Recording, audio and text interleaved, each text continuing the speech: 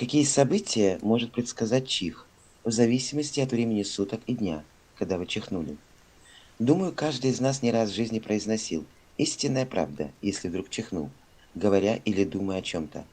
Но вот откуда это пошло и почему именно чих стал маркером правды, вряд ли кто-то задумывался. Равно как и о том, что по чиханию можно угадать, что ждет впереди.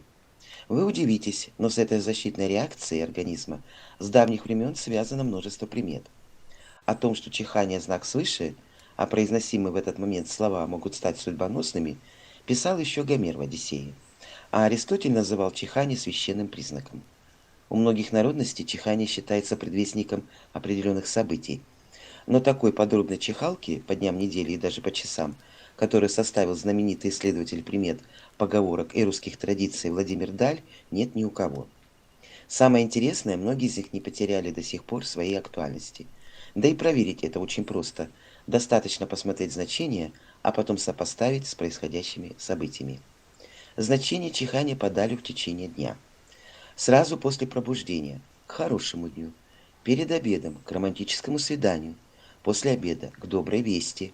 Вечером– к застолью. Ночью– к чувственным удовольствиям. Относительно романтических отношений есть еще более точное толкование. По часам.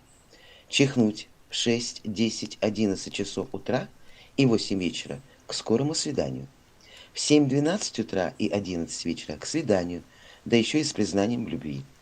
В 8 и 9 утра и в 9 вечера сулит новое знакомство и приглашение на свидание. А вот что сулит чихание в зависимости от дня недели. Понедельник. Особенно с утра. Ждите приятных событий на неделе, неожиданного прихода денег или подарков. Вторник. Особое везение в течение всего дня. Все будет складываться без проволочек, будто по взмаху волшебной палочки, а вечером возможен приход дорогих гостей. Среда. Очень хорошее известие, которого вы давно ждали. Благоприятное решение вопроса, в исходе которого вы не были уверены.